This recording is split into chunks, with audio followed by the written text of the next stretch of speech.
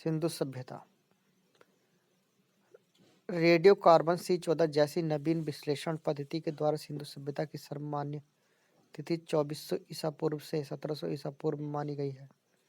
सिंधु सभ्यता की खोज राय बहादुर दयाराम साहनी ने की। सिंधु सभ्यता को प्राक ऐतिहासिक अथवा कांस्य युग में रखा जा सकता है। इस सभ्यता के मुख्य निवासी द्रविड़ एवं भूमध्य सागरीय थे। सिंधु सभ्यता के सर्वाधिक पश्चिमी पुरास्थल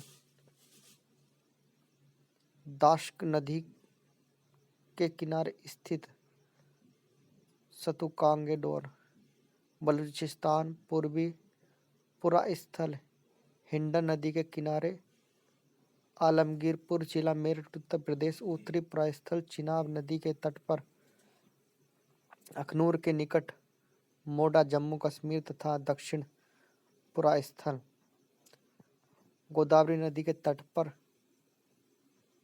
टाइमाबाद जिला अहमदनगर महाराष्ट्र। सिंधु सभ्यता या सैंधव सभ्यता नगरीय सभ्यता थी। सैंधव सभ्यता से प्राप्त परिपक्व अवस्था वाले स्थलों में केवल 6 को ही बड़े नगरों की संज्ञा दी गई है। ये है मोहनजोदड़ो, हड़प्पा, गढ़वारीवाला, धोलावीरा, राखीगढ़ी एवं कालीबंगा। स्वतंत्रता प्राप्ति पश्चात हड़प्पा संस्कृति के सर्वाधिक स्थल गुजरात में खोजे गए हैं। लोथल एवं सुतकोटदा सिंधु सभ्यता का बंदरगाह था। जुते हुए खेत, नक्काशीदार ईंटों के प्रयोग का साक्ष्य कालीबंगन से प्राप्त हुआ है। मोहनजोदड़ो से प्राप्त स्नानागार संभवतः सैंधव सभ्यता की सबसे बड़ी इमारत है। सिंधु काल में विदेशी व्यापार नंबर 1 आयातित वस्तुएं तांबा और प्रदेश खेतड़ी, बलूचिस्तान, ओमान। आयातित वस्तुएं चांदी प्रदेश अफगानिस्तान, ईरान। आयातित वस्तुएं सोना प्रदेश कर्नाटक, अफगानिस्तान, ईरान। आयातित वस्तुएं टिन प्रदेश अफगानिस्तान, ईरान। आयातित वस्तुएं गोमेद प्रदेश सौराष्ट्र। आयातित वस्तुएं सीसा प्रदेश ईरान। मोहनजोदड़ो में प्राप्त बृहत स्नानागार एक प्रमुख स्मारक है, जिसके मध्य स्थित स्नान कुंड 11.88 मीटर लंबा, 7.01 मीटर चौड़ा एवं 2.43 मीटर गहरा है। अग्नि कुंड लोथल एवं कालीबंगन से प्राप्त हुआ है। मोहनजोदड़ो से प्राप्त एक सील पर 3 मुख वाले देवता पशुपति नाथ की मूर्ति मिली है। उनके चारों ओर हाथी, गेंडा, चीता एवं भैंसा विराजमान है। मोहनजोदड़ो से नर्तकी की एक कांस्य मूर्ति मिली है। हड़प्पा की मोहरों पर सबसे अधिक एक श्रृंगी मूर्ति मिली है। सिंधु सभ्यता की लिपि भाव चित्रात्मक है। यह लिपि दाएं से बाईं ओर लिखी जाती थी। जब अभिलेख एक से अधिक पंक्तियों का होता था तो पहली पंक्ति दाएं से बाईं और दूसरी बाएं से दाईं ओर लिखी जाती थी। सिंधु सभ्यता के लोगों ने नगरों तथा घरों के विन्यास के लिए ग्रिड पद्धति अपनाई। घरों के दरवाजे और खिड़कियां सड़क की ओर न खुलकर पिछवाड़े की ओर खुलते थे। केवल लोथल नगर के घरों के दरवाजे मुख्य सड़क की ओर खुलते थे। सिंधु सभ्यता में मुख्य फसल थी गेहूं और जौ। सैंधव वासी मिठास के लिए शहद का प्रयोग करते थे। मिट्टी से बने हल का साक्ष्य बनमाली से मिला है। रंगपुर एवं लोथल से चावल के दाने मिले हैं, जिनसे धान की खेती होने का प्रमाण मिलता है। चावल के प्रथम साक्ष्य लोथल से ही प्राप्त हुए हैं। सुरकोतदा, कालीबंगन एवं लोथल से सैंदवकालीन घोड़े के अस्थिपंजर मिले हैं। तौल की इकाई संभवतः 16 के अनुपात में थी। सैंदव सभ्यता के लोग यातायात के लिए 2 पहियों एवं 4 पहियों वाली बैलगाड़ी या भैंसा गाड़ी का उपयोग करते थे। मेसोपोटामिया के अभिलेखों में वर्णित महलुआ शब्द का अभिप्राय सिंधु सभ्यता से ही है। संभवतः हड़प्पा संस्कृति का शासन वणिक वर्ग के हाथों में था। पिग्गट ने हड़प्पा और एवं मोहनजोदड़ो को एक विस्तृत साम्राज्य की जुड़वा राजधानी कहा है। सिंधु सभ्यता के लोग धरती को उर्वरता की देवी मानकर उसकी पूजा किया करते थे। वृक्ष पूजा एवं शिव पूजा के प्रचलन के साक्ष्य भी सिंधु सभ्यता से मिलते हैं। स्वास्तिक चिन्ह संभवतः हड़प्पा सभ्यता की ही देन है। इस चिन्ह से सूर्योपासना का अनुमान लगाया जाता है। सिंधु घाटी के नगरों में किसी भी मंदिर के अवशेष नहीं मिले हैं। सिंधु सभ्यता में मातृ देवी की उपासना सर्वाधिक प्रचलित थी। पशुओं में कुबड़ वाला सांड इस सभ्यता के लोगों के लिए विशेष पूजनीय था। स्त्री मृण मूर्तियां, मिट्टी की मूर्तियां अधिक मिलने से ऐसा अनुमान लगाया जाता है कि सैंदव समाज मात्र सत्तात्मक था। सैंदववासी सूती एवं ऊनी वस्त्रों का प्रयोग करते थे। मनोरंजन के लिए सैंदववासी मछली पकड़ना, शिकार करना, पशु पक्षियों को आपस में लड़ाना, चौपड़ और पासा खेलना आदि साधनों का प्रयोग करते थे।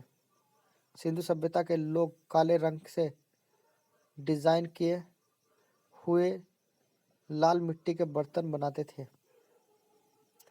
सिंधु घाटी के लोग तलवार से परिचित नहीं थे। कालीबंगन एकमात्र हड़प्पाकालीन स्थल था जिसका निचला शहर सामान्य लोगों के रहने हेतु भी किले से घिरा हुआ था। कालीबंगन का अर्थ है काली चूड़ियाँ। यहाँ से पूर्व हड़प्पा स्तरों के खेत जोते जाने के और अग्नि पूजा की प्रथा के प्रमाण मिलते हैं। पर्दा प्रथा एवं वैश्यावृत्ति सैंदव सभ्यता में प्रचलित थी। शवों को जलाने एवं गाड़ने यानी दोनों प्रथाएं प्रचलित थी। हड़प्पा में शवों को दफनाने जबकि मोहनजोदड़ो में जलाने की प्रथा विद्यमान थी। लोथल एवं कालाबंगन में युग्म समाधियां मिली हैं। सैंदव सभ्यता का विनाश का संभवतः सबसे प्रभावी कारण बाढ़ था। आग से पक्की हुई मिट्टी को टेराकोटा कहा जाता है। सैंदव सभ्यता के प्रमुख स्थल नदी उत्थानकर्ता एवं वर्तमान स्थिति। प्रमुख स्थल है हड़प्पा, नदी है रावी, उत्थानकर्ता है दयाराम साहनी एवं माधव स्वरूप वत्स। वर्ष है 1921 स्थित है पाकिस्तान का मोंटगोमरी जिला। नंबर 2 प्रमुख स्थल है मोहनजोदड़ो, नदी है सिंधु, उत्खनन करता है राखलदास बनर्जी। वर्ष है 1922 स्थिति है पाकिस्तान के सिंध प्रांत का लरकाना जिला। प्रमुख स्थल है चनहुद्रो, नदी है सिंधु, उत्खनन करता है गोपाल मजुमदार। वर्ष 1931 स्थिति है सिंध प्रांत पाकिस्तान। प्रमुख स्थल कालीबंगन, नदी है घग्गर, उत्खनन करता है बीबी लाल एवं बीके थापर। 1953 के अंदर स्थिति है राजस्थान का हनुमानगढ़ जिला। प्रमुख स्थल कोटदीजी, नदी है सिंधु, उत्खनन करता है फजल अहमद। वर्ष 1953 स्थिति है सिंध प्रांत का खैरपुर स्थल। प्रमुख स्थल रंगपुर, नदी है मादर, उत्खनन करता है रंगनाथ राव। वर्ष 1953 में गुजरात का काठियावाड़ जिला। प्रमुख स्थल रोपड़, नदी है सतलुज। उत्खनन करता है यगदत्त शर्मा। 1953 से 1956 में पंजाब का रोपड़ जिला स्थिति है। प्रमुख स्थल है लोथल, नदी है भोगवा। उत्खनन करता है रंगनाथ राव और 1955 से 1962 तक स्थिति है गुजरात का अहमदाबाद जिला। प्रमुख स्थल आलमगीरपुर, नदी है हिंडन। उत्खनन करता है यगदत्त शर्मा। 1958 में स्थिति है उत्तर प्रदेश का मेरठ जिला। प्रमुख स्थल सूतकांगेडोर, नदी है दास्क। उत्खनन करता है और जेंस स्टाइल और जॉर्ज डेल्स।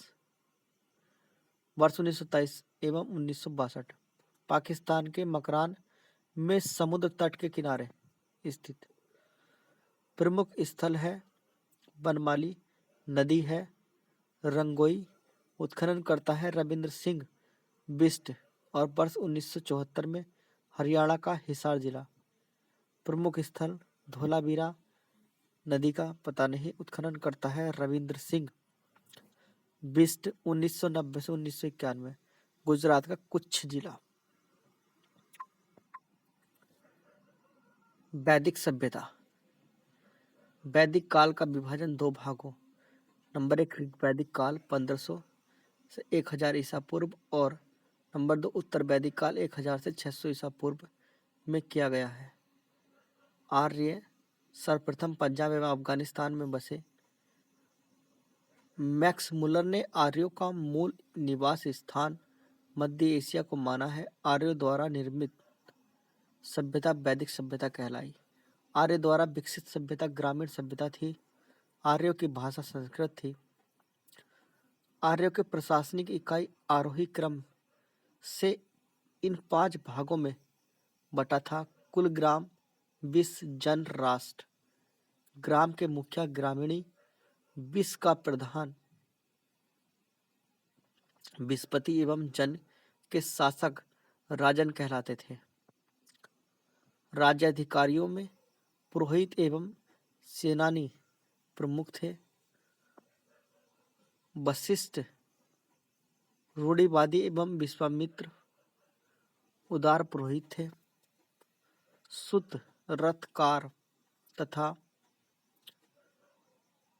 कमादी नामक अधिकारी रत्नी कहे जाते थे। इनकी संख्या राजा सहित करीब 12 हुआ करती थी।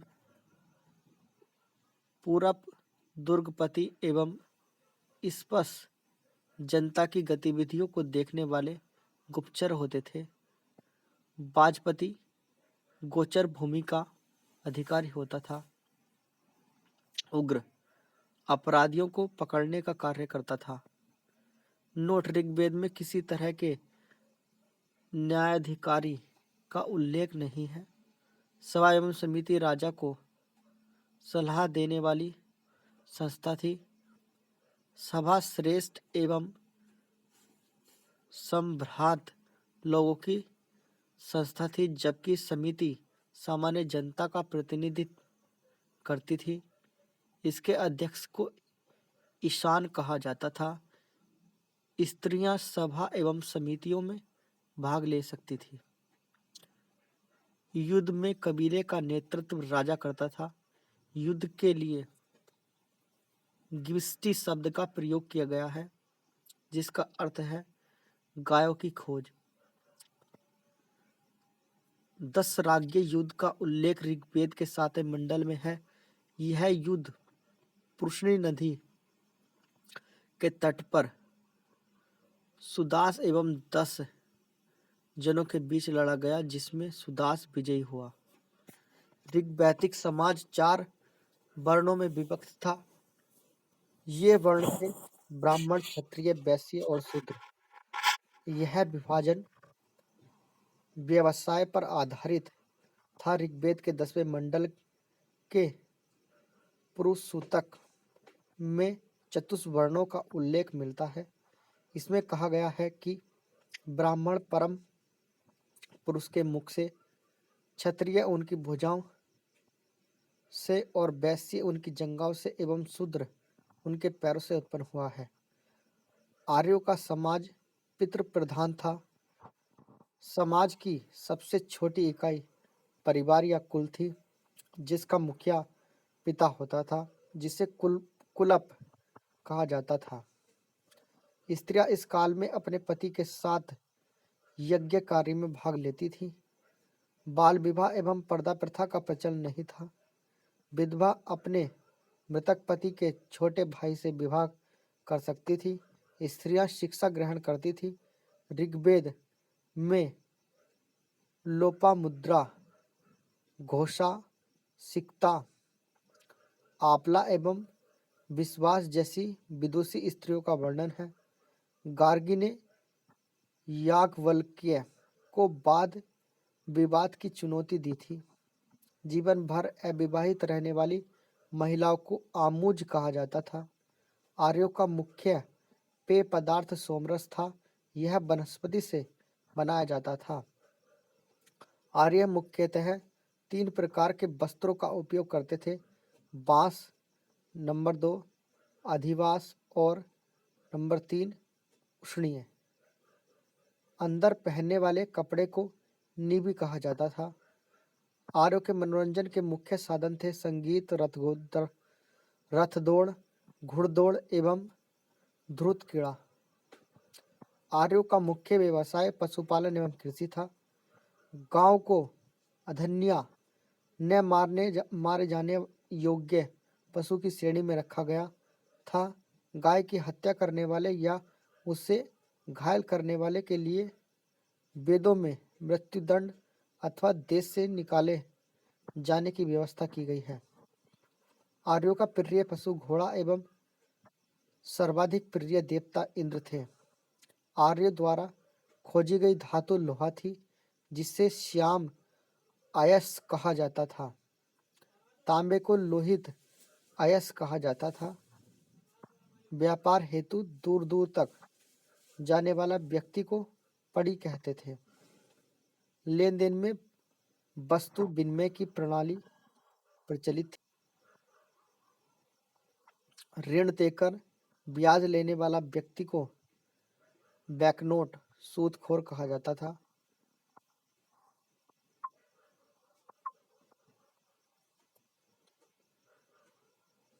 मनुष्य एवं देवता के बीच मध्यस्थ की भूमिका निभाने वाले देवता के रूप में अग्नि की पूजा की जाती थी।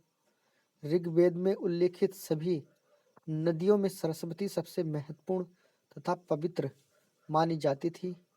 ऋग्वेद में गंगा का 1 बार और यमुना का उल्लेख 3 बार हुआ है। इसमें सिंधु नदी का उल्लेख सर्वाधिक बार हुआ है।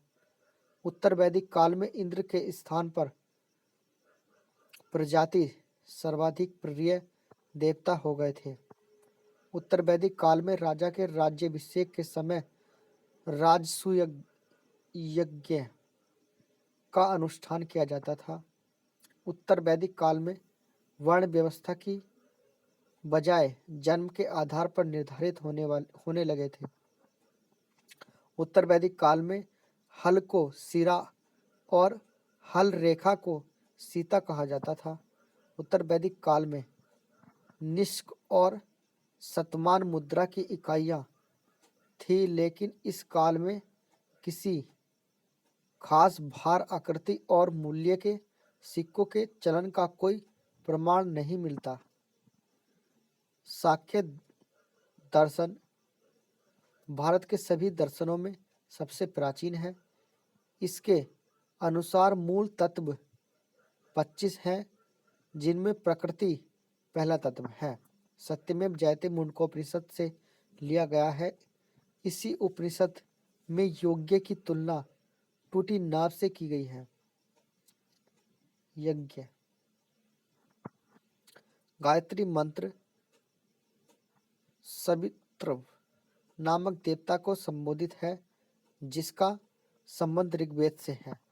लोगों को आर्य बनाने के लिए विश्वामित्र ने गायत्री मंत्र की रचना की। उत्तर वैदिक काल में कौशाम्बी नगर में प्रथम बार पक्की ईंटों का प्रयोग किया गया है। महाकाव्य 2 हैं।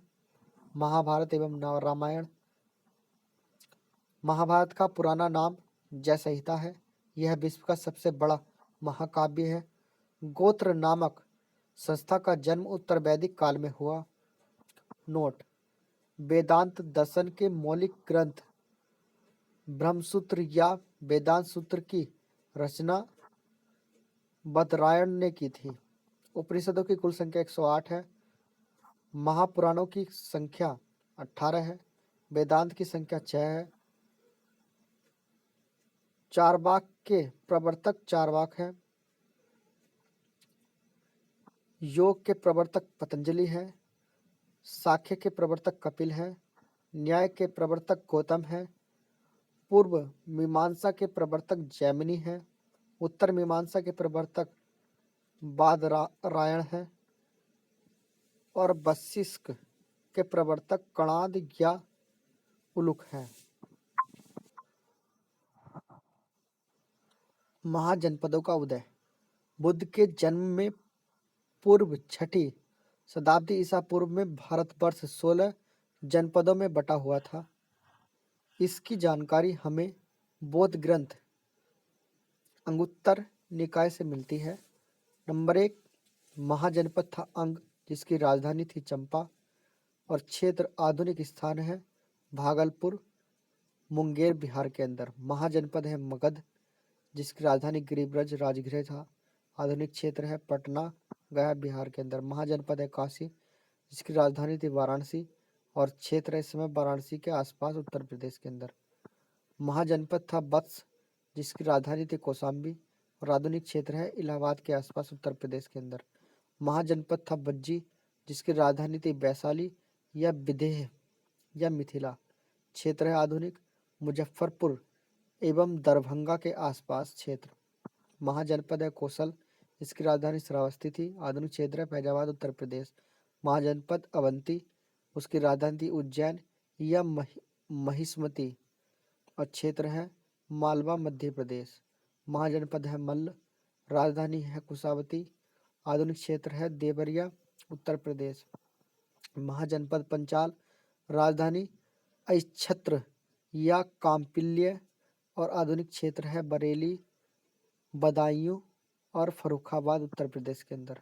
महाजनपद है चेदी और राजधानी है शक्तिमती और क्षेत्र है कौन सा है आधुनिक क्षेत्र बुंदेलखंड उत्तर प्रदेश। महाजनपद कुरु, राजधानी इंद्रप्रस्थ। आधुनिक क्षेत्र है आधुनिक दिल्ली मेरठ एवं हरियाणा के कुछ क्षेत्र।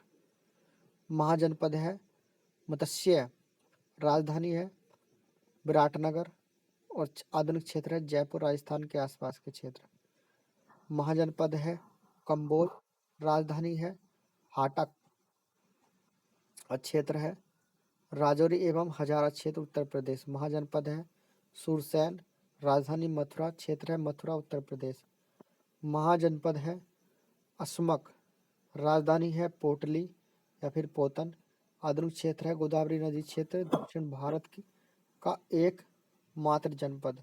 महाजनपद है गांधार, राजधानी है तक्षशिला, क्षेत्र है रावलपिंडी एवं पेशावर पाकिस्तान। जैन धर्म। जैन धर्म के संस्थापक एवं प्रथम तीर्थंकर ऋषभदेव थे।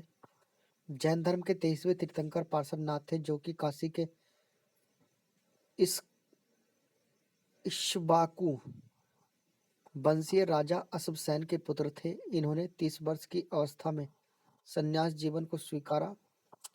इनके द्वारा दी गई शिक्षा थी: नंबर 1, हिंसा न करना। नंबर 2, सदा सत्य बोलना। नंबर 3, चोरी न करना तथा नंबर 4, संपत्ति न रखना। महावीर स्वामी जैन धर्म के 24वें एवं अंतिम तीर्थंकर हुए। महावीर का जन्म 540 ईसा पूर्व में कुंडग्राम वैशाली में हुआ था। इनके पिता सिद्धार्थ ज्ञात्रक कुल के सरदार थे और माता त्रिशला लिच्छवी राजा घेटक की बहन थी। महावीर की पत्नी का नाम यशोदा एवं पुत्री का नाम अनुजा प्रियदर्शिनी था। महावीर के बचपन का नाम वर्धमान था। इन्होंने 30 वर्ष की उम्र में माता पिता की मृत्यु के पश्चात अपने बड़े भाई नंदीवर्धन से अनुमति लेकर संन्यास जीवन को स्वीकारा था। 12 वर्ष की कठिन तपस्या के बाद महावीर को जरंभिक के समीप ऋजुपालिका नदी के तट पर साल वृक्ष के नीचे तपस्या करते हुए संपूर्ण ज्ञान का बोध हुआ। इसी समय से महावीर जिन विजेता, अरहत, पूज्य और निर्ग्रंथ बंधनहीन कहलाए। महावीर ने अपना उपदेश प्राकृत अर्धमगधी भाषा में दिया। महावीर के अनुयायियों को मूलतः निग्रंथ कहा जाता था। महावीर के प्रथम अनुयायी उनके दामाद प्रियदर्शनी के पति जामिल बने। प्रथम जैन भिक्षुणी नरेश दधिवाहन की पुत्री चंपा थी। महावीर ने अपने शिष्यों को 11 गणधरों में विभाजित किया था। आर्य सुधर्मा अकेला ऐसा गंधर्व था जो महावीर की मृत्यु के बाद भी जीवित रहा और जो जैन धर्म का प्रथम थेरा या मुख्य उपदेशक हुआ। लगभग 300 ईसा पूर्व में मगध में 12 वर्षों तक का भीषण अकाल पड़ा, जिसके कारण भद्रबाहु अपने शिष्यों सहित कर्नाटक चले गए, किंतु कुछ अनुयायी स्थूलभद्र के साथ मगध में ही रुक गए। भद्रबाहु के वापस लौटने पर मगध के साधुओं ने उनका गहरा मतभेद हो गया, जिसके परिणाम स्वरूप जैन मत श्वेतांबर एवं दिगंबर नामक 2 संप्रदायों में बट गया। स्थूलभद्र के शिष्य श्वेतांबर श्वेत वस्त्र धारण करने वाले एवं भद्रबाहु के शिष्य दिगंबर नग्न रहने वाले कहलाए। जैन धर्म के त्रिरत्न है। नंबर 1 सम्यक दर्शन, सम्यक ज्ञान और सम्यक आचरण। त्रिरत्न के अनुशीलन में निम्न 5 महाव्रतों का पालन अनिवार्य है: अहिंसा, सत्य वचन, अस्तेय, अपरिग्रह एवं ब्रह्मचर्य। जैन धर्म में ईश्वर की मान्यता नहीं है। जैन धर्म में आत्मा की मान्यता है। महावीर पुनर्जन्म एवं कर्मवाद में विश्वास करते थे। जैन धर्म के सप्तभंगी ज्ञान के अन्य नाम स्यादवाद और अनेकांतवाद हैं। जैन धर्म ने अपने आध्यात्मिक विचारों को सांख्य दर्शन से ग्रहण किया। जैन धर्म मानने वाले कुछ राजा थे: उदयन, यंद राजा, चंद्रगुप्त मौर्य, कलिंग नरेश खारवेल, राष्ट्रकूट राजा अमोघ वर्ष और चंदेल शासक। मैसूर के गंगवंश के मंत्री चामुंड के प्रोत्साहन से कर्नाटक के श्रवणबेलगोला में 10वीं शताब्दी के मध्य भाग में विशाल बाहुबली की मूर्ति गोमतेश्वर की मूर्ति का निर्माण किया गया। खजुराहो में जैन मंदिरों का निर्माण चंदेल शासकों द्वारा किया गया। मौर्योत्तर युग में मथुरा जैन धर्म का प्रसिद्ध केंद्र था। मथुरा कला का संबंध जैन धर्म से है। जैन तीर्थंकरों की जीवनी भद्रबाहु द्वारा रचित कल्पसूत्र में है। 72 वर्ष की आयु में महावीर की मृत्यु निवाण 468 ईसा पूर्व में बिहार राज्य के पावापुरी राजगीर में हुई। मल्ल राजा सरस्वतीपाल के राजप्रसाद में महावीर स्वामी को निवाण प्राप्त हुआ था।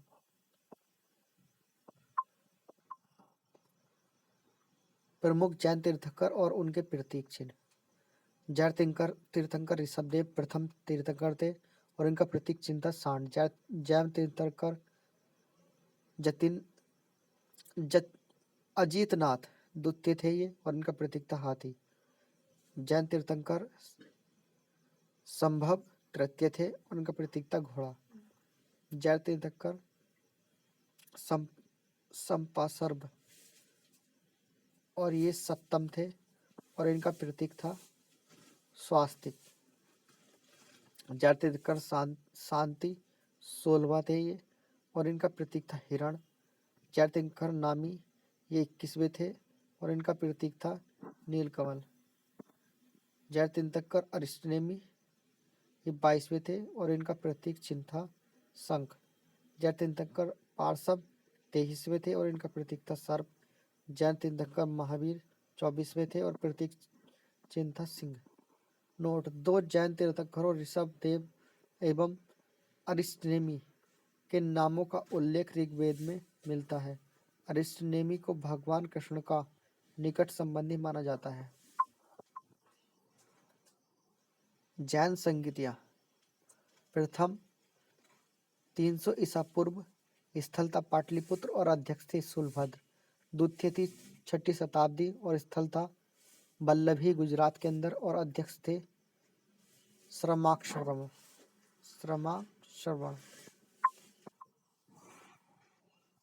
बौद्ध धर्म। देखिए, बौद्ध धर्म के संस्थापक गौतम बुद्ध थे।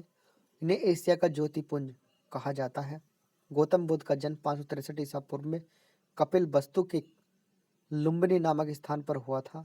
इनके पिता शुद्धोधन शाक्य गण के मुखिया थे। इनकी माता माया देवी की मृत्यु इनके जन्म के 7वें दिन ही हो गई थी। इनका लालन पालन इनकी सौतेली माँ प्रजापति गौतमी ने किया था। इनके बचपन का नाम सिद्धार्थ था। गौतम बुद्ध का विवाह 16 वर्ष की अवस्था में यशोधरा के साथ हुआ। इनके पुत्र का नाम राहुल था। सिद्धार्थ जब कपिलवस्तु की सैर पर निकले तो उन्होंने निम्न 4 दर्शियों का क्रमशः देखा। नंबर 1 बूढ़ा व्यक्ति, एक बीमार व्यक्ति, नंबर 3 शव और नंबर 4 एक सन्यासी। सांसारिक समस्याओं से व्यथित होकर सिद्धार्थ ने 29 वर्ष की अवस्था में गृह त्याग किया, जिसे बौद्ध धर्म में महावीर निष्क्रमण कहा गया है। गृह त्याग करने के बाद सिद्धार्थ ने वैशाली के अलारकराम से शाक्य दर्शन की शिक्षा ग्रहण की। अलारकराम सिद्धार्थ के प्रथम गुरु है। अलारकराम के बाद सिद्धार्थ ने राजगीर के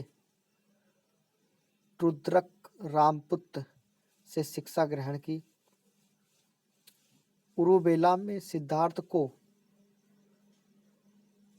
कौंडिल्य, व्यप्पा भादिया, महानामा एवं अस्सागी नामक 5 साधक मिले। बिना अन्न जल ग्रहण किए 6 वर्ष की कठिन तपस्या के बाद 35 वर्ष की आयु में वैशाख की पूर्णिमा की रात रजना फाल्गुन नदी के किनारे पीपल वृक्ष के नीचे सिद्धार्थ को ज्ञान प्राप्त हुआ। ज्ञान प्राप्ति के बाद सिद्धार्थ बुद्ध के नाम से जाने गए। वह स्थान बोध गया कहलाया। बुद्ध ने अपना प्रथम उपदेश सारनाथ में दिया, जिसे बौद्ध ग्रंथों में धर्मचक्र प्रवर्तक कहा गया है। बुद्ध ने अपने उपदेश जनसाधारण की भाषा पाली में दिए। बुद्ध ने अपने सर्वाधिक उपदेश कौशल देश की राजधानी श्रावस्ती में दिए। बुद्ध ने अपने उपदेश कौशल वैशाली, कौशाम्बी एवं अन्य राज्यों में दिए। इनके प्रमुख अनुयायी शासक थे बिंबिसार, प्रसन्नजीत तथा उदयन। बुद्ध की मृत्यु 80 वर्ष की अवस्था में 483 ईसा पूर्व में कुशीनगर देवरिया उत्तर प्रदेश में चुंद द्वारा अर्पित भोजन करने के बाद हो गई, जिसे बौद्ध धर्म में महापरिनिर्वाण कहा गया है। मल्लों ने अत्यंत सम्मानपूर्वक बुद्ध को अंत्येष्टि संस्कार किया। एक अनुश्रुति के अनुसार मृत्यु के बाद बुद्ध के शरीर के अवशेषों को 8 भागों में बांटकर उन पर 8 स्तूपों का निर्माण कराया गया। बुद्ध के जन्म एवं मृत्यु की तिथि को चीनी परंपरा में कैंटोन अभिलेख के आधार पर निश्चित किया गया है। बौद्ध धर्म के बारे में हमें विशद ज्ञान त्रिपिटक, विनय पिटक, सुत्त पिटक व अभिधम्म पिटक से प्राप्त होता है। तीनों पिटकों की भाषा पाली है। बौद्ध धर्म में मूलतः निस्वरवादी है। इसमें आत्मा की परिकल्पना भी नहीं है। बौद्ध धर्म में पुनर्जन्म की मान्यता है। तृष्णा को क्षीण हो जाने की अवस्था को ही बुद्ध ने निवारण कहा है। विश्व दुखों से भरा है का सिद्धांत बुद्ध ने उपनिषद से लिया। बुद्ध के अनुयायी दो भागों में विभाजित थे। नंबर 1, भिक्षुक, बौद्ध धर्म के प्रचार के लिए जिन्होंने संन्यास ग्रहण किया उन्हें भिक्षुक कहा गया। उपासक, गृहस्थ जीवन व्यतीत करते हुए बौद्ध धर्म अपनाने वालों को उपासक कहा गया। बौद्ध संघ में सम्मिलित होने के लिए न्यूनतम आयु सीमा 15 वर्ष थी। बौद्ध संघ में प्रविष्टि होने को उपसंपदा कहा जाता था। बौद्ध धर्म के त्रिरत्न हैं बुद्ध, धम्म एवं संघ।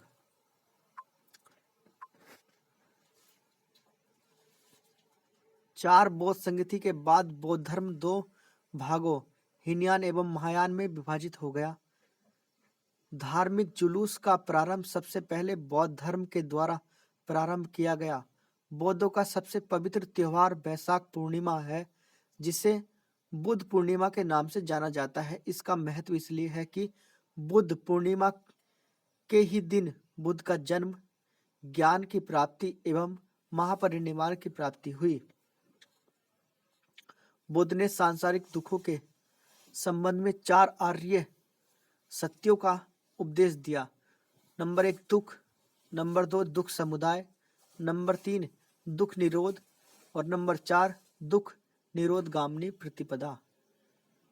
इन सांसारिक दुखों से मुक्त हेतु बुद्ध ने अष्टांगिक मार्ग की बात कही है। नंबर 1, सम्यक दृष्टि, नंबर 2, सम्यक संकल्प, नंबर 3, सम्यक वाणी, नंबर 4, सम्यक कर्मांत, नंबर 5, सम्यक आजीव, नंबर 6, सम्यक व्यायाम, नंबर 7, सम्यक स्मृति और नंबर 8, सम्यक समाधि।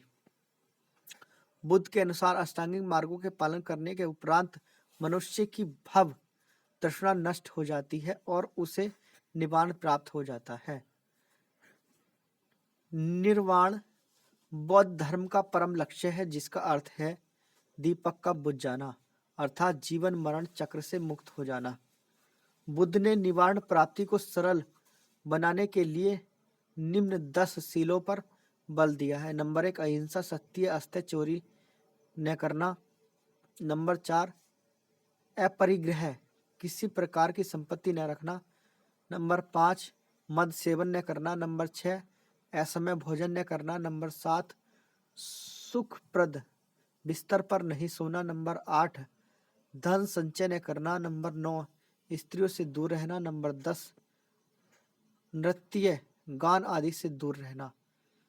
गृहस्थलों के लिए केवल प्रथम 5 शील तथा भिक्षुओं के लिए 10 शील मनाना अनिवार्य था। बुद्ध ने मध्यम मार्ग मतलब मध्यमा प्रतिपद का उपदेश दिया। अनिश्वरवाद के संबंध में बौद्ध धर्म एवं जैन धर्म में समानता है। जातक कथाएं प्रदर्शित करती हैं कि बोधिसत्व अवतार मनुष्य रूप में भी हो सकता है तथा पशु रूप में भी। बोधिसत्व के रूप में पुनर्जन्मों की दीर्घ श्रृंखला के अंतर्गत बुद्ध ने साक्य मुनि के रूप में अपना अंतिम जन्म प्राप्त किया, किंतु इसके उपरांत मैत्रेय तथा अन्य अनाम बुद्ध अभी अवतरित होने शेष हैं। तिब्बत, भूटान एवं पड़ोसी देशों में बौद्ध धर्म का प्रचार पदसंभव गुरु रिनपाच ने किया। इनका संबंध बौद्ध धर्म के वज्रयान शाखा से था। इनकी 123 फीट ऊंची मूर्ति हिमाचल प्रदेश के रिवालसर झील के समीप है। बौद्ध सभाएं। नंबर 1, प्रथम बौद्ध संगति। समय जो है 483 ईसा पूर्व। स्थल है राजगृह। अध्यक्ष है महाकश्यप और शासक थे उस समय अजातशत्रु। नंबर 2, सभा है द्वितीय बौद्ध संगति। समय है 383 ईसा पूर्व और स्थल है वैशाली और अध्यक्ष है सावाकामी और शासन काल है कालाशोक का। नंबर 3 सभा है तृतीय बौद्ध संगति, समय है 255 ईसा पूर्व और स्थल है पाटलिपुत्र और अध्यक्ष है मोगलीपुत्र तीस और शासक है शासन काल है उस समय अशोक का। सभा चतुर्थ बौद्ध संगति और इस ईस्वी की प्रथम शताब्दी के अंदर हुई, कुंडल वन में कश्मीर में हुई थी और अध्यक्ष थे वसुमित्र और उपाध्यक्ष थे सुघोष और शासन काल था कनिष्क का। शैव धर्म, भगवान शिव की पूजा करने वालों को शैव एवं शिव से संबंधित धर्म को शैव धर्म कहा गया है। शिवलिंग उपासना का प्रारंभिक पुरातात्विक साक्ष्य हड़प्पा संस्कृति के अवशेषों से मिलता है। ऋग्वेद में शिव के लिए रुद्र नामक देवता का उल्लेख है। अथर्ववेद में शिव को भव, सर्व, पशुपति एवं भूपति कहा गया है। लिंग पूजा का पहला स्पष्ट वर्णन मत्स्य पुराण में मिलता है। महाभारत के अनुसार अनुशासन पर्व से भी लिंग पूजा का वर्णन मिलता है। रुद्र के पत्नी के रूप में पार्वती का नाम तैत्तिरीय आरण्यक में मिलता है। वामन पुराण में शैव संप्रदाय की संख्या 4 बताई गई है। ये है number 1 Pashupat, number 2 कापालिक, number 3 Kalamukha और नंबर 4 लिंगायत। पाशुपत संप्रदाय शैवों का सर्वाधिक प्राचीन संप्रदाय है। इसके संस्थापक लकुलिश थे, जिन्होंने भगवान शिव के 18 अवतारों में से एक माना जाता है। पाशुपत संप्रदाय के अनुयायियों को पंचार्थिक कहा गया है। इस मत का प्रमुख सैद्धांतिक ग्रंथ है पाशुपत सूत्र है। श्रीकर पंडित एक विख्यात पाशुपत आचार्य थे। कापालिक संप्रदाय के इष्टदेव भैरव थे। इस संप्रदाय का प्रमुख केंद्र श्री शैल नामक स्थान था। कालामुख संप्रदाय के अनुयायियों को शिव पुराण में महावतधर कहा गया है। इस संप्रदाय के लोग नर कपाल में ही भोजन, जल तथा सुरापान करते थे और साथ ही अपने शरीर पर चिता की भस्म मलते हैं। लिंगायत संप्रदाय दक्षिण में प्रचलित था। इन्हें जंगम भी कहा जाता था। इस संप्रदाय के लोग शिवलिंग की उपासना करते थे। वशक पुराण में लिंगायत संप्रदाय के प्रवर्तक अल्लभ प्रभु तथा उनके शिष्य वासव को बताया गया है। इस संप्रदाय को वीर शिव संप्रदाय भी कहा जाता है। 10वीं शताब्दी में मत्स्येंद्र नाथ ने नाथ संप्रदाय की स्थापना की। इस संप्रदाय को व्यापक प्रचार प्रसार बाबा गोरखनाथ के समय हुआ है। दक्षिण भारत में शैव धर्म चालुक्य, राष्ट्रकूट, पल्लव एवं चोलों के समय लोकप्रिय रहा। पल्लव काल में शैव धर्म का प्रचार प्रसार नायनारों द्वारा किया गया। नायनार संतों की संख्या 63 बताई गई है, जिनमें अप्पार, तिरुज्ञान, संबंदर एवं सुंदर मूर्ति आदि के नाम उल्लेखनीय हैं। एलोरा के प्रसिद्ध कैलाश मंदिर का निर्माण राष्ट्रकूटों ने करवाया। चोल शासक राजराज प्रथम ने तंजौर में प्रसिद्ध राजराजेश्वर शैव मंदिर का निर्माण करवाया, जिसे बृहदीश्वर मंदिर के नाम से भी जाना जाता है। कुषाण शासकों की मुद्रा पर शिव एवं नंदी का एक साथ अंकन प्राप्त होता है। आजीवक संप्रदाय के संस्थापक मखलीपुत्र गोसाल थे। घोर अक्रियावादी संप्रदाय के संस्थापक पूर्ण्य कश्यप थे और यदृच्छावाद संप्रदाय के संस्थापक आचार्य अजीत थे और भौतिकवादी संप्रदाय के संस्थापक पकुद कच्चायन थे और अनिश्चयवादी संप्रदाय के संस्थापक संजय बैटलीपुत्र थे। वैष्णव धर्म के विषय में प्रारंभिक जानकारी उपनिषदों में मिलती है। इसका विकास भागवत धर्म से हुआ। नारायण के पूजक मूलतः पंचरात्र कहे जाते थे। वैष्णव धर्म के प्रवर्तक कृष्ण थे, जो कि वृषण कबीले के थे और जिनका निवास स्थान मथुरा था। कृष्ण का उल्लेख सर्वप्रथम छांदोग्य उपनिषद में देवकी पुत्र और अंगिरस के शिष्य के रूप में हुआ है। विष्णु के 10 अवतारों का उल्लेख मत्स्य पुराण में मिलता है। 10 अवतार इस प्रकार है: मत्स्य, कूर्म, वराह, नरसिंह, वामन, परशुराम, राम, बलराम, बुद्ध एवं कल्कि। गुप्त काल में विष्णु का वराह अवतार सर्वाधिक प्रसिद्ध था।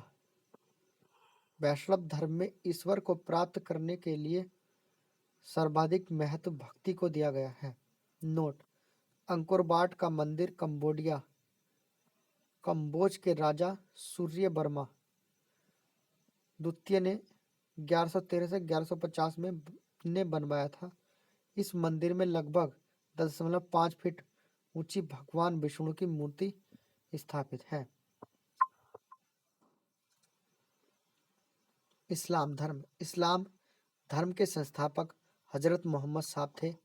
हजरत मोहम्मद साहब का जन्म 570 ईस्वी में मक्का में हुआ था।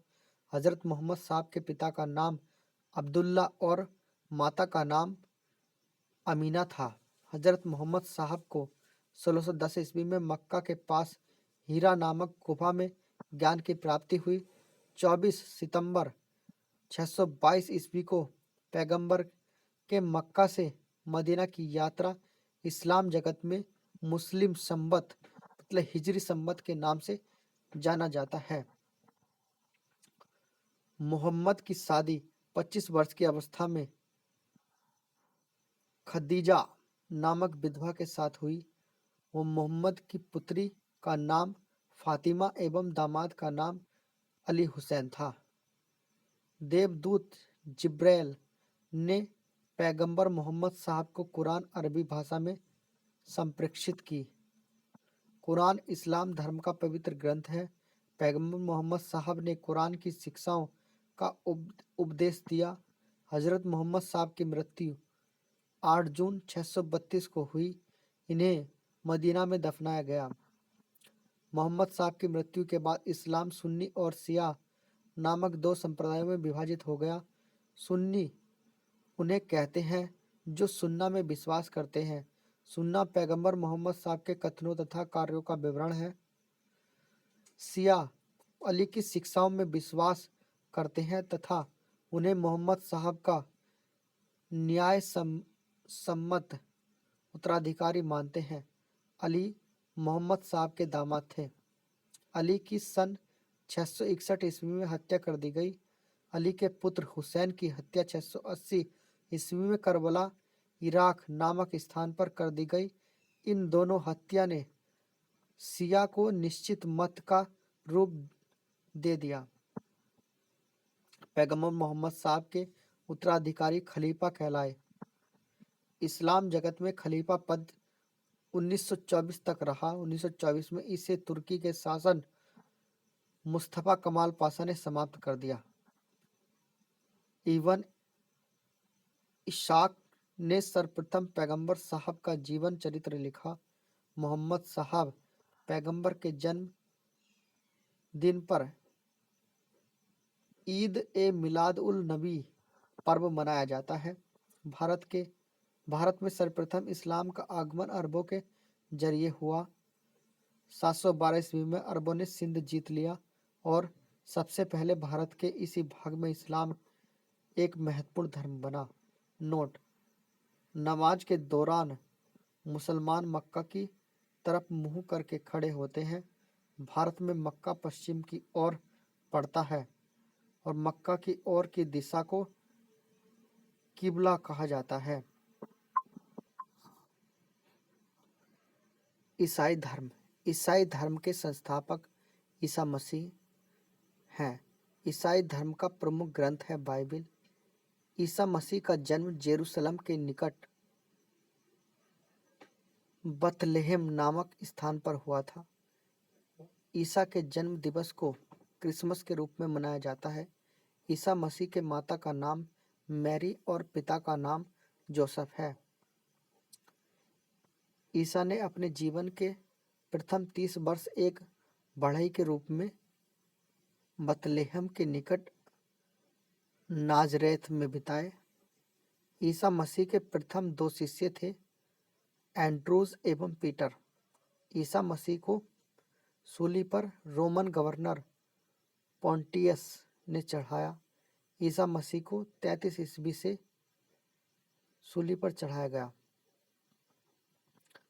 ईसाई धर्म का सबसे पवित्र चिन्ह क्रॉस है। ईसाई त्रित्व में विश्वास रखते हैं। वे हैं ईश्वर पिता, ईश्वर पुत्र ईसा और ईश्वर पवित्र आत्मा। नोट: 12वीं शताब्दी में से फ्रांस में आरंभिक भवनों की तुलना में अधिक ऊंचे व हल्के चर्चों के निर्माण प्रारंभ हुए। वास्तुकला की वह शैली गॉथिक नाम से जानी जाती है। इस वास्तुकलात्मक शैली के सर्वोत्कृष्ट उदाहरणों में से एक पेरिस का नॉट्रे-डेम चर्च है। मगध राज्य का उत्कर्ष: मगध के सबसे प्राचीन वंश के संस्थापक बृहद्रथ था। इसकी राजधानी गिरिब्रज राजगृह थी। जरासंध बृहद्रथ का पुत्र था। हर्यक वंश के संस्थापक बिंबिसार मगध की गद्दी पर 544 ईसा पूर्व बौद्धों के ग्रंथ के अनुसार में बैठे थे। वह बौद्ध धर्म का अनुयायी था। बिंबिसार ने बृहद्रथ को हराकर अंग राज्य जो कि मगध में मिला लिया था। बिंबिसार ने राजगृह का निर्माण कर उसे अपनी राजधानी बनाया। बिंबिसार ने मगध पर करीब 52 वर्षों तक शासन किया। महात्मा बुद्ध की सेवा में बिंबिसार ने राजवैद्य दीपक को भेजा और अवंती के राजा प्रबोध जब पांडु रोग से ग्रसित थे उस समय भी बिंबिसार ने दीपक को उनकी सेवा शुश्रूषा के लिए भेजा था। बिंबिसार ने वैवाहिक संबंध स्थापित कर अपने साम्राज्य का विस्तार किया।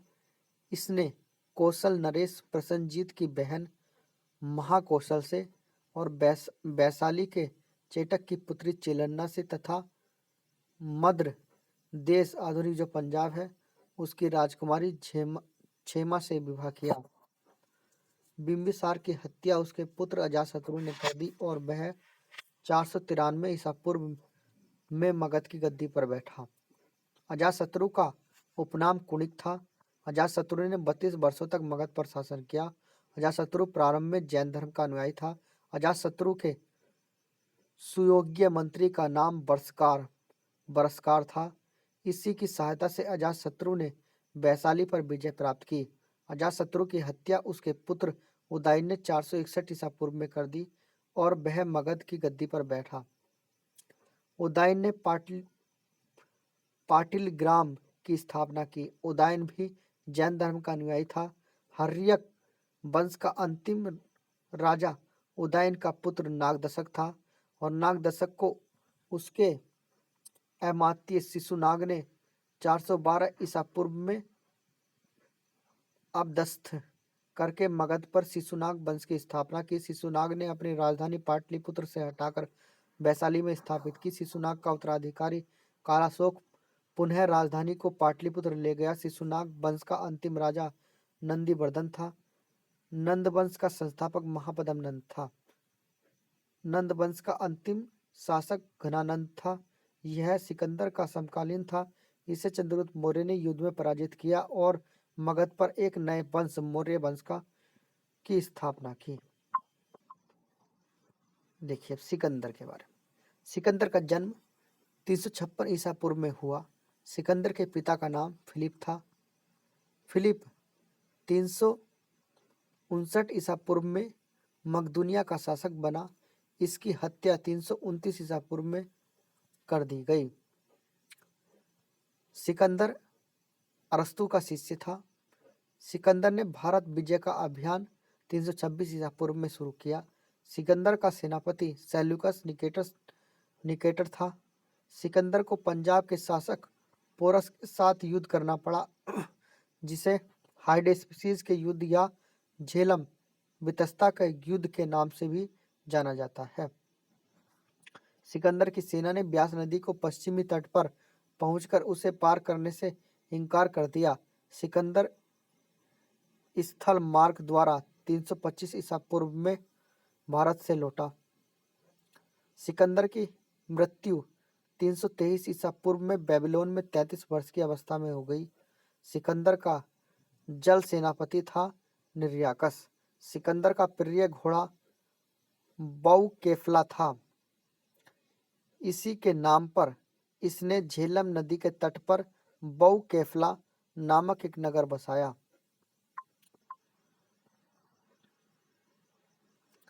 मौर्य साम्राज्य। मौर्य साम्राज्य का संस्थापक चंद्रगुप्त मौर्य का जन्म 345 ईसा पूर्व में हुआ था। जस्टिन ने चंद्रगुप्त मौर्य को सेंड्रोकोटस कहा है, जिसकी पहचान विलियम जोन्स ने चंद्रगुप्त मौर्य से की है। विशाख दत्त कृत मुद्रा राक्षस में चंद्रगुप्त मौर्य के लिए विशल आज से है निम्न कुल में उत्पन्न शब्द का प्रयोग किया गया। घनानंद को हराने में चाणक्य कौटिल्य विष्णुगुप्त ने चंद्रगुप्त मौर्य की मदद की थी, जो बाद में चंद्रगुप्त का प्रधानमंत्री बना। इसके द्वारा लिखित पुस्तक अर्थशास्त्र है, जिसका संबंध राजनीति से है। चंद्रगुप्त मगध की गद्दी पर 322 ईसा पूर्व में बैठा। चंद्रगुप्त जैन धर्म का अनुयायी था। चंद्रगुप्त ने अपना अंतिम समय कर्नाटक के श्रवण बेलगोला नामक स्थान पर बिताया। चंद्रगुप्त ने 305 ईसा पूर्व में सेल्यूकस निकेटस को हराया। सेल्यूकस निकेटर ने अपनी पुत्री कार्नेलिया की शादी चंद्रगुप्त मौर्य के साथ कर दी और युद्ध की संधि शर्तों के अनुसार 4 प्रांत काबुल, कंधार, हेरात एवं मकरान चंद्रगुप्त को दिया। चंद्रगुप्त मौर्य ने जैनी गुरु भद्रबाहु से जैन धर्म की दीक्षा ली थी। मेगस्थनीज सेल्यूकस निकेटस का राजदूत था, जो चंद्रगुप्त मौर्य के दरबार में रहता था। मेगास्थनीज द्वारा लिखित पुस्तक इंडिका है। मेगास्थनीज के अनुसार सम्राट का जनता के सामने आने के अवसरों और शोभा यात्रा के रूप में जनश्रय मनाया जाता है। उन्हें एक सोने की पालकी में ले जाया जाता है। उनके अंगरक्षक सोने और चांदी से अलंकृत हाथियों पर सवार रहते हैं। कुछ अंगरक्षक पेड़ों को लेकर चलते हैं। इन पेड़ों पर प्रशिक्षित तोतों का झुंड रहता है, जो सम्राट के सिर के चारों तरफ चक्कर लगाता रहता था। राजा सामान्यतः हथियारबंद महिलाओं से घिरे होते थे। उनके खाना खाने के पहले खास नौकर उस खाने को चखते थे। वे लगातार 2 रात एक ही कमरे में नहीं सोते थे। पाटलिपुत्र एक विशाल प्राचीर से घिरा है, जिसमें 570 दुर्ग हो गए शायद और 64 द्वार हैं। बुर्ग जिसमें 570 बुर्ग और 64 द्वार हैं। 2 और 3 मंजिल वाले घर लकड़ी और कच्ची ईंटों से बने हैं। राजा का महल भी काठ का बना है, जिसे पत्थर की नक्काशी से अलंकृत किया गया है। यह चारों तरफ से उद्यानों और चींटियों के लिए बने बेसरों से घिरा है। चंद्रगुप्त मौर्य और सेल्यूकस के बीच हुए युद्ध का वर्णन एपियानस ने किया है। प्लूटार्क के अनुसार चंद्रगुप्त ने सेल्यूकस को 500 हाथी उपहार में दिए। चंद्रगुप्त मौर्य की मृत्यु 298 ईसा पूर्व में श्रवण बेलगोला में उपवास द्वारा हुई। बिंदुसार। चंद्रगुप्त मौर्य का उत्तराधिकारी बिंदुसार हुआ, जो कि 298 ईसा पूर्व में मगध की गद्दी पर बैठा। अमित्रघात के नाम से बिंदुसार जाना जाता है। अमित्रघात का अर्थ है शत्रु विनाशक। बिंदुसार आजीवक संप्रदाय का अनुयायी था। वायु पुराण में बिंदुसार को भद्रसार कहा गया है। स्ट्रैबो के अनुसार सीरियन नरेश एंटियोकस ने बिंदुसार के दरबार में डाइमेकस नामक राजदूत भेजा। इसे ही मेगास्थनीज का उत्तराधिकारी माना जाता है। जैन ग्रंथों में बिंदुसार को सिंहसैन कहा गया है। बिंदुसार के शासनकाल में तक्षशिला में हुए 2 विद्रोहों का वर्णन है। इस विद्रोह को दबाने के लिए बिंदुसार ने पहले सुसीम लो और बाद में अशोक को भेजा। एथेनियस के अनुसार बिंदुसार ने सीरिया के शासक एंटियोकस प्रथम से मदिरा, सूखे अंजीर एवं एक दार्शनिक भेजने की प्रार्थना की थी। बौद्ध विद्वान तारानाथ के अनुसार बिंदुसार को 16 राज्यों का विजेता बताया है। अशोक। बिंदुसार का उत्तराधिकारी अशोक महान हुआ, जो कि 669 ईसा पूर्व में मगध की राजगद्दी पर बैठा। राजगद्दी पर बैठने के समय अशोक अवंती का राज्यपाल था। मास्की एवं गुर्जरा अभिलेख में अशोक का नाम अशोक मिलता है। पुराणों में अशोक को अशोक वर्धन कहा गया है। अशोक ने अपने अभिषेक के 8वें वर्ष लगभग 261 ईसा पूर्व में कलिंग पर आक्रमण किया और कलिंग की राजधानी तोसली पर अधिकार कर लिया। प्लिनी का कथन है कि मिस्र का राजा फिलाडेल्फिया टॉलमी द्वितीय ने पाटलिपुत्र में डायनीसियस नामक एक राजदूत भेजा था। उपगुप्त नामक बौद्ध भिक्षु ने धर्म की दीक्षा दी अशोक को। अशोक ने आजीवकों को रहने हेतु बराबर की पहाड़ियों में 4 गुफाओं का निर्माण करवाया, जिनका नाम कर्ज, चौपार, सुदामा तथा विश्व झोपड़ी था। नोट: अशोक के पौत्र दशरथ ने आजीवकों को नागार्जुन गुफा प्रदान की थी। अशोक की माता का नाम सुभद्रांगी था। अशोक ने बौद्ध धर्म के प्रचार के लिए पुत्र महेंद्र एवं पुत्री संघमित्रा को श्रीलंका भेजा। भारत में शिलालेख का प्रचलन सर्वप्रथम अशोक ने किया। अशोक के शिलालेख में ब्राह्मणी, खरोष्टी, ग्रीक एवं अरमाइक लिपि का प्रयोग हुआ है। ग्रीक एवं अरमाइक लिपि का अभिलेख अफगानिस्तान से और खरोष्टी लिपि का अभिलेख उत्तर पश्चिम पाकिस्तान से और शेष भारत से ब्राह्मणी लिपि के अभिलेख मिले हैं। अशोक के अभिलेखों को 3 भागों में बांट सकते हैं। नंबर 1 शिलालेख, नंबर 2 स्तंभलेख और नंबर 3 गुहालेख। अशोक के शिलालेखों की खोज 1750 में पादरेटी फैंतलर ने की थी। 1750 में पादरेटी फैंतलर ने की थी। इनकी संख्या 14 है।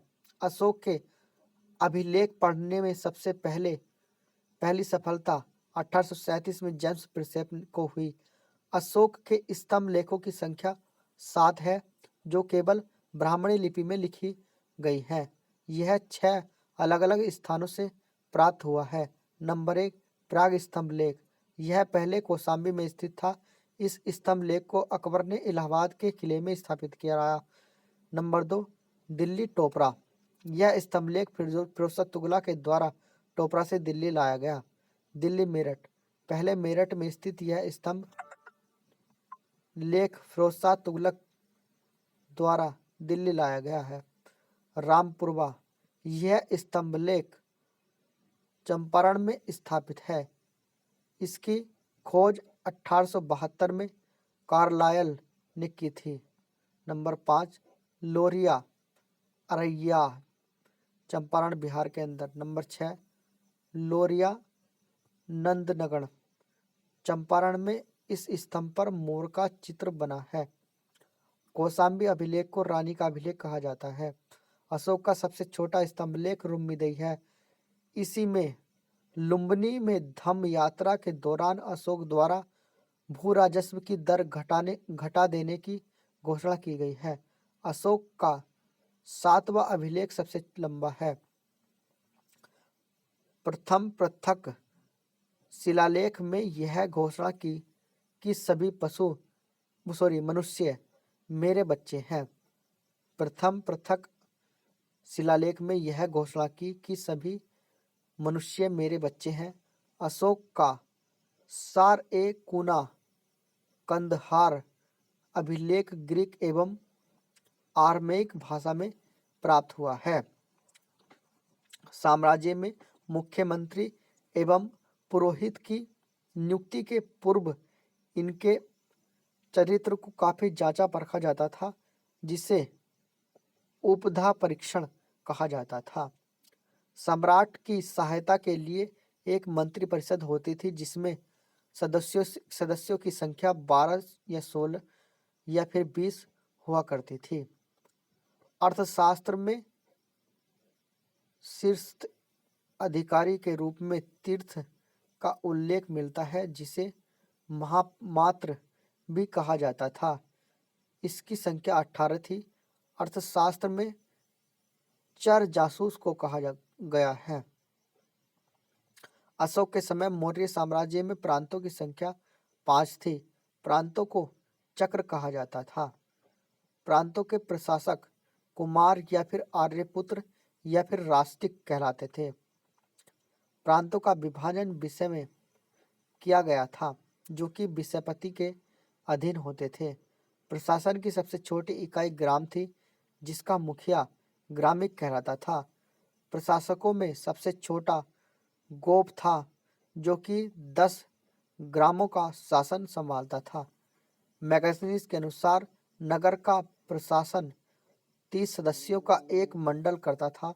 हर समिति में 5 सदस्य होते थे। बिक्री कर के रूप में मूल्य का 10वां भाग वसूला जाता था। इसे बचाने वालों को मृत्युदंड दिया जाता था। मैगजीन्स के अनुसार एग्रोनोमई मार्ग निर्माण अधिकारी था। जस्टिन के अनुसार चंद्रगुप्त मौर्य की सेना में लगभग 50,000 अश्वारोही सैनिक, 9,000 हाथी एवं 8,000 रथ थे। प्लूटार्क जस्टिन के अनुसार चंद्रगुप्त ने नंदों की पैदल सेना से 3 गुनी अधिक संख्या में अर्थात 60,000 आदमियों को लेकर संपूर्ण उत्तर भारत को रोन डाला था। युद्ध क्षेत्र में सेना का नेतृत्व करने वाला अधिकारी नायक कहलाता था। सैन्य विभाग का सबसे बड़ा अधिकारी सेनापति होता था। मैगजीन्स के अनुसार मौर्य सेना का रखरखाव 5 सदस्यीय 6 समितियां करती थी। मौर्य प्रशासन में गुप्तचर विभाग महामात्य सर्प नामक अमात्य के अधीन था। अर्थशास्त्र में गुप्तचर को गूढ़ पुरुष कहा गया है तथा एक ही स्थान पर रखकर कार्य करने वाले गुप्तचर को संस्था कहा जाता था। एक स्थान से दूसरे स्थान पर भ्रमण करके कार्य करने वाले गुप्तचर को संचार कहा जाता था। अशोक के समय जनपदीय न्यायालय के न्यायाधीश को राजुक कहा जाता था। बिना वर्षा के अच्छी खेती होने वाली भूमि को अदेव मात्रक कहा जाता था। मैगस्थनीज के अनुसार मैगस्थनीज ने भारतीय समाज को 7 वर्गों में विभाजित किया है। नंबर 1, दार्शनिक, किसान, अहीर, कारीगर, सैनिक, निरीक्षक, सभासद। स्वतंत्र वैश्यवृत्ति को अपनाने वाली महिला रूपाजीवा कहलाती थी। नंद वंश के विनाश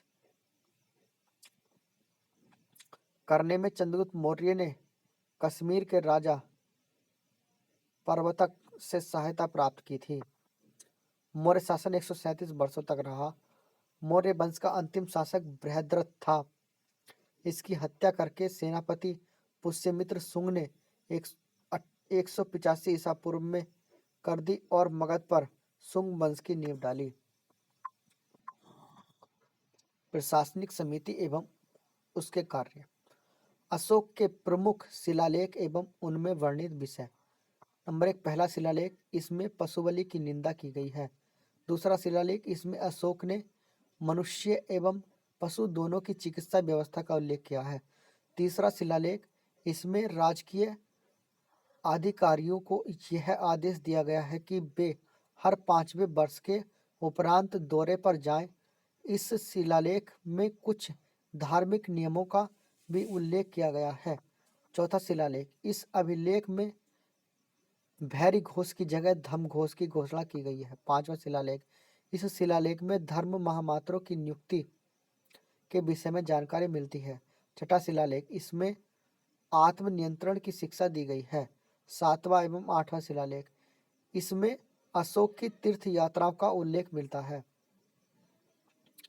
नवा शिलालेख, इसमें सच्ची भेंट तथा सच्चे शिष्टाचार का उल्लेख किया गया है। 10वां शिलालेख, इसमें अशोक ने आदेश दिया है कि राजा तथा उच्च अधिकारी हमेशा प्रजा के हित में सोचे। 11वां शिलालेख, इसमें धर्म की व्याख्या की गई है। 12वां शिलालेख, इसमें स्त्री महामात्रों की नियुक्ति एवं सभी प्रकार के विचारों के सम्मान की बात कही गई है। 13वां शिलालेख, इसमें कलिंग युद्ध का वर्णन एवं अशोक के हृदय परिवर्तन की बात की गई है। इसी में पड़ोसी राजाओं का वर्णन है। 14वां शिलालेख, अशोक ने जनता को धार्मिक जीवन बिताने के लिए प्रेरित किया। अर्थशास्त्र में वर्णित तीर्थ। प्रधानमंत्री, मंत्री जो था वो प्रधानमंत्री, पुरोहित धर्म एवं दान विभाग का प्रधान, सेनापति सैन्य विभाग का प्रधान, युवराज राजकुमार राजपुत्र, दोबारिक राजकीय द्वार रक्षक और अंतर्वेदिक अंतःपुर का अध्यक्ष और सन्निधाता, राजकीय कोष का अध्यक्ष, समाहर्ता, आय का संग्रहकर्ता और प्रशस्ता, कारागार का अध्यक्ष, प्रदेष्ट्री, कमिश्नर, पौर नगर का कोतवाल, व्यावहारिक, प्रमुख न्यायाधीश, नायक, नगर रक्षा का अध्यक्ष, कर्मांतिक, उद्योगों एवं कारखानों का अध्यक्ष, मंत्रिपरिषद अध्यक्ष, दंडपाल, सेना का सामान एकमात्र करने वाला, दुर्गपाल, दुर्ग रक्षक और अंतपाल, सीमावर्ती दुर्गों का रक्षक। ब्राह्मण साम्राज्य। पुष्यमित्र शुंग, जिसने मगध पर शुंग वंश की नींव डाली, मगध पर शुंग वंश की नींव डाली, वो ब्राह्मण जाति का था। शुंग शासकों ने अपनी राजधानी विदिशा में स्थापित की। इंडो यूनानी शासक मिनांडर को पुष्यमित्र शुंग ने पराजित किया। पुष्यमित्र शुंग ने 2 बार अश्वमेध यज्ञ किया। इनके लिए पतंजलि ने अश्वमेध यज्ञ कराए। भरहुत स्तूप का निर्माण पुष्यमित्र शुंग ने करवाया। शुंग वंश का अंतिम शासक देवभूति था। इसकी हत्या 73 ईसा पूर्व में वासुदेव ने कर दी और मगध की गद्दी पर कर्णव वंश की स्थापना की। कर्णव वंश का अंतिम राजा सुशर्मा हुआ। सिमुक ने 600 ईसा पूर्व में सुशर्मा की हत्या कर दी और सातवाहन वंश की स्थापना की। सातवाहन आंध्र वंश शासकों ने अपनी राजधानी प्रतिष्ठान में स्थापित की। प्रतिष्ठान आंध्र प्रदेश के औरंगाबाद जिले में है। सातवाहन वंश के प्रमुख शासक थे सिमुक, सातकर्णी, गौतमीपुत्र, वशिष्ठिपुत्र, पुलुमावी तथा यज्ञश्री सातकर्णी। सातकर्णी ने 2 अश्वमेध तथा 1 राजसूय यज्ञ किया। सातवाहन शासकों के समय के प्रसिद्ध साहित्यकार हॉल एवं गुणाढ्य थे। हॉल ने गाथा, सप्तशतक तथा गुणाढ्य ने बृहत कथा नामक पुस्तकों की रचना की। सातवाहन शासकों ने चांदी, तांबे, सीसा, पोटिन और कांसे के मुद्राओं का प्रचलन किया। ब्राह्मण को भूमि अनुदान देने की प्रथा का आरंभ सातवाहन शासकों ने सर्वप्रथम किया। सातवाहनों की भाषा प्राकृत एवं पाली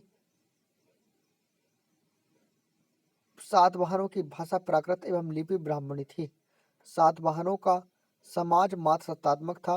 सातवाहनों की महत्वपूर्ण स्थापत्य कृतियां हैं कार्ले का चैत्य, अजंता एवं अलारा की गुफाओं का निर्माण एवं अमरावती कला का विकास और सातकर्णी एवं अन्य सभी सातवाहन शासक दक्षिणापथ के स्वामी कहे जाते थे। नोट: सातवाहन राज्य ने उत्तर और दक्षिण भारत के बीच सेतु का काम किया।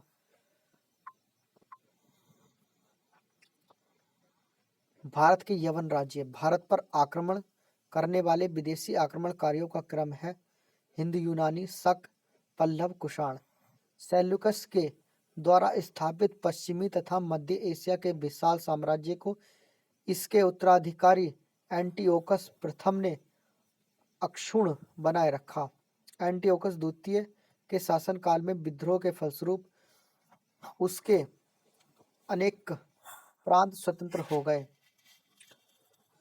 बैक्ट्रिया के विद्रोह का नेतृत्व डियोडोटस प्रथम ने किया था। बैक्ट्रिया पर डियोकस प्रथम के साथ इन राजाओं ने क्रमशः शासन किया। डियोकस द्वितीय, यूथिडेमस, डेमिट्रियस, मिनांडर, यूक्रेटाइडस और एंटी-आल्किडस तथा हर्मिकस। भारत जप्र सबसे पहले आक्रमण बैक्ट्रिया के शासक डायमिट्रियस ने किया।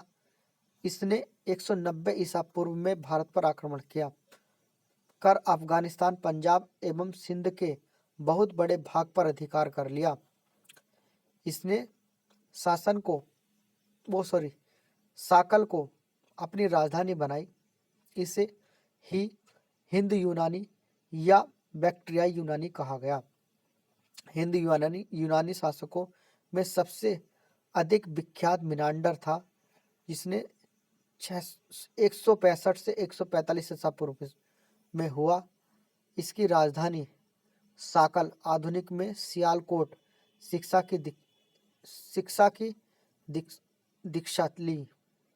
मिनांडर ने नागसेन नागार्जुन से बौद्ध धर्म की दीक्षा ली। मिनांडर के प्रश्न एवं नागसेन द्वारा दिए गए उत्तर एक पुस्तक के रूप में संग्रहित है, जिसका नाम है मिलिंद प्रश्न। हिंद यूनानी भारत के पहले शासक हुए जिनके जारी किए सिक्कों के बारे में निश्चित रूप से कहा जा सकता है कि सिक्के किन किन राजाओं के हैं। भारत में सबसे पहले हिंद यूनानियों ने ही सोने के सिक्के जारी किए। हिंद यूनानी शासकों ने भारत के पश्चिमोत्तर सीमा प्रांत में यूनान की प्राचीन कला चलाई, जिसे हेलेनिस्ट आर्ट कहते हैं। भारत में गांधार कला इसका उत्तम उदाहरण है।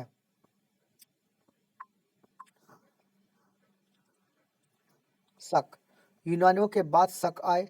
शकों की 5 शाखाएं थी और हर शाखा की राजधानी भारत और अफगानिस्तान में अलग अलग भागों में थी। पहली शाखा ने अफगानिस्तान, दूसरी शाखा ने पंजाब, राजधानी तक्षशिला, तीसरी शाखा ने मथुरा और चौथी शाखा ने पश्चिमी भारत एवं पांचवी शाखा ने उत्तरी दक्कन पर प्रभुत्व स्थापित किया। प्रथम शक राजा मोऊ था। शक मूलतः मध्य एशिया के निवासी थे और चारागाह की खोज में भारत आए।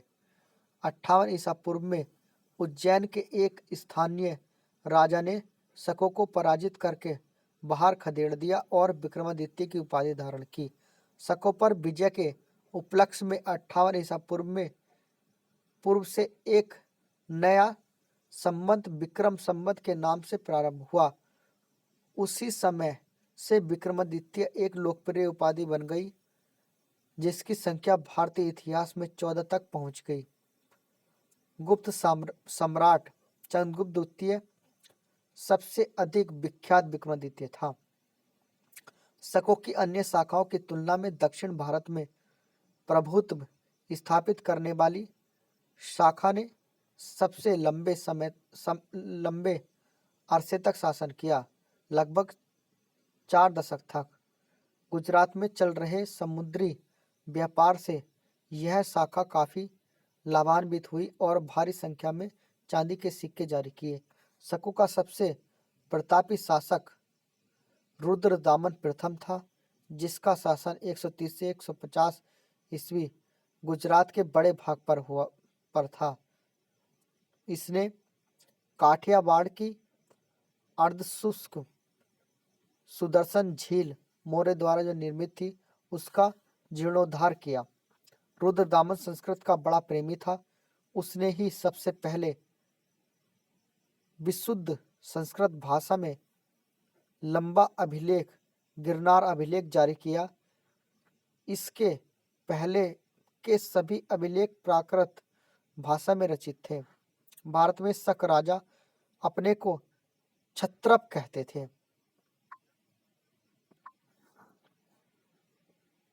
कुषाण। पल्लव के बाद कुषाण आए, जो यूची एवं तोखरी भी कहलाते हैं। यूची नामक एक कबीला 5 कुलों में बट गया था। उनमें एक कुल के थे कुषाण। कुषाण वंश के संस्थापक कुजुल कर्ण फिशेस था। इस वंश का सबसे प्रतापी राजा कनिष्क था। इनकी राजधानी पुरुषपुर या पेशावर थी। कुषाणों की द्वितीय राजधानी मथुरा थी। कनिष्क ने 78 ईस्वी में गद्दी पर बैठने के समय में एक संवत चलाया, जो कि शक संवत कहलाता है, जिसे भारत सरकार द्वारा प्रयोग में लाया जाता है।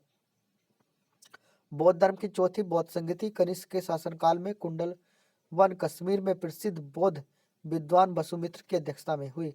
कनिष्क बौद्ध धर्म के महायान संप्रदाय का अनुयायी था।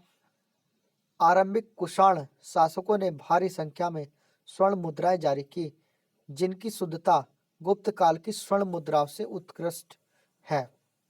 कनिष्क का राजवैद्य आयुर्वेद का विख्यात विद्वान चरक था, जिसने चर संहिता की रचना की। महाविवास सूत्र के रचनाकार वसुमित्र हैं। इसी की बौद्ध धर्म का विश्वकोश कहा जाता है। इसे ही बौद्ध धर्म का विश्वकोश कहा जाता है। कनिष्क के राजकवि अश्वघोष ने बौद्धों का रामायण बुद्ध चरित्र की रचना की। वसुमित्र, पाशर्व, नागार्जुन, महाचेत और संरक्ष भी कनिष्क के दरबार की विभूति थे। भारत का आइंस्टाइन नागार्जुन को कहा जाता है। इनकी पुस्तक माध्यमिक सूत्र एक पुस्तक में नागार्जुन ने सापेक्षता का सिद्धांत प्रस्तुत किया है। कनिष्क की मृत्यु 102 ईस्वी में हुई। कुषाण वंश का अंतिम शासक वासुदेव था। गांधार शैली एवं मथुरा शैली का विकास कनिष्क के शासनकाल में हुआ। रेशम मार्ग पर नियंत्रण रखने वाले शासकों में सबसे प्रसिद्ध कुषाण थे। नोट: रेशम बनाने की तकनीक का आविष्कार सबसे पहले चीन में हुआ था। गुप्त साम्राज्य। सैगुप्त साम्राज्य का उदय 3री शताब्दी के अंत में प्रयाग के निकट कौशाम्बी में हुआ। गुप्त वंश का संस्थापक श्रीगुप्त था, जो कि 240 से 280 ईस्वी तक रहा। श्रीगुप्त का उत्तराधिकारी घटोत्कच 280 से 320 ईस्वी में हुआ। गुप्त वंश का प्रथम महान सम्राट चंद्रगुप्त प्रथम था। वह 300 ईस्वी में गद्दी पर बैठा। इसने लिच्छवी राजकुमारी कुमार देवी से विवाह किया। इसने महाराजा धीराज की उपाधि धारण की। गुप्त संवत 319 से 320 ईस्वी की शुरुआत चंद्रगुप्त प्रथम ने की। चंद्रगुप्त प्रथम का उत्तराधिकारी समुद्रगुप्त हुआ, जो कि 355 ईस्वी में राजगद्दी पर बैठा। इसने आर्यवर्त के 9 शासकों और दक्षिणावर्त के 12 शासकों को पराजित किया। इन्हीं विजयों के कारण इसे भारत का नेपोलियन कहा जाता है। समुद्रगुप्त का दरबारी कवि हरिसेन था, जिसने इलाहाबाद प्रशस्ति लेख की रचना की। समुद्रगुप्त विष्णु के उपासक था। समुद्रगुप्त संगीत प्रेमी था। ऐसा अनुमान उसके सिक्कों पर उसे बीणा वादन करते हुए दिखाया जाने से लगाया गया है। समुद्रगुप्त ने विक्रम की उपाधि धारण की थी।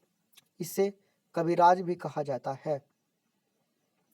समुद्रगुप्त का उत्तराधिकारी चंद्रगुप्त मौर्य द्वितीय हुआ, जो कि 380 में राजगद्दी पर चंद्रगुप्त द्वितीय 380 में राजगद्दी पर बैठा। चंद्रगुप्त द्वितीय के शासनकाल में चीनी बौद्ध यात्री फाहियान भारत आया। शकों पर विजय के उपलक्ष्य में चंद्रगुप्त द्वितीय ने चांदी के सिक्के चलाए। चंद्रगुप्त द्वितीय का उत्तराधिकारी कुमारगुप्त प्रथम या गोविंदगुप्त हुआ। नालंदा विश्वविद्यालय की स्थापना कुमारगुप्त ने की थी। कुमारगुप्त प्रथम का उत्तराधिकारी स्कंदगुप्त हुआ, 455 से 467 हुआ ईस्वी तक। स्कंदगुप्त ने गिरनार पर्वत पर स्थित सुदर्शन झील का पुनरुद्धार किया। स्कंदगुप्त ने पर्णदत्त को सौराष्ट्र का गवर्नर नियुक्त किया। स्कंदगुप्त के शासनकाल में ही हुणों का आक्रमण शुरू हो गया। अंतिम गुप्त शासक विष्णुगुप्त था। गुप्त साम्राज्य की सबसे बड़ी प्रादेशिक इकाई देश थी, जिसके शासक को गोपान कहा जाता था। एक दूसरी प्रादेशिक इकाई भुक्ति थी, जिसके शासक उपरिक कहलाते थे। भुक्ति के नीचे विषय नामक थी प्रशासनिक इकाई होती थी, जिसके प्रमुख विषयपति कहलाते थे। पुलिस विभाग का मुख्य अधिकारी दंड पाशिक कहलाता था।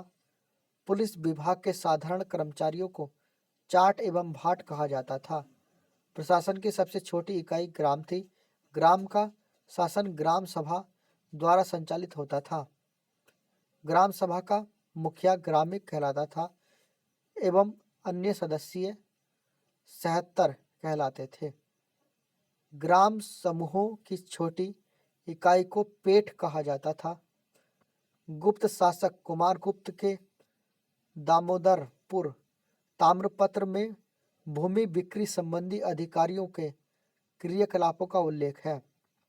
भू राजस्व कुल उत्पादन का 1/4 भाग से 1/6 भाग हुआ करता था। आर्थिक उपयोगिता के आधार पर निम्न प्रकार की भूमि थी।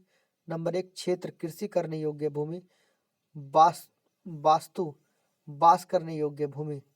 नंबर 3 चारागाह भूमि, पशुओं के चराने योग्य भूमि। नंबर 4 सील, ऐसी भूमि जो जोतने योग्य नहीं होती थी।